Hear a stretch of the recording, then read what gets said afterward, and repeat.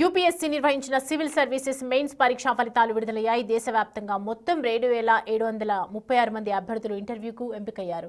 ఈ ఫలితాల్లో తెలంగాణ అభ్యర్థులు సత్తా చాటారు. రాష్ట్రం నుంచి 43 మంది అభ్యర్థులు ఇంటర్వ్యూ దశకు చేరుకున్నారని ప్రభుత్వం వెల్లడించింది. వీరు సీఎం రేవంత్ రెడ్డి అందిస్తున్న రాజీవ్ గాంధీ సివిల్స్ అభయ హస్తం పథకం కింద ఆర్థిక సహాయం పొందిన వారు కావడం విశేషం.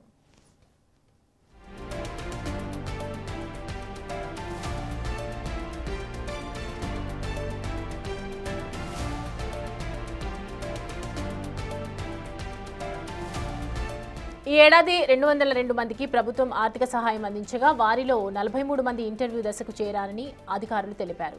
ఈ 43 మందికి ప్రభుత్వం త్వరలో మరో ₹1,00,000 చొప్పున ఆర్థిక ప్రోత్సాహకాన్ని అందించనున్నట్లు చెప్పారు.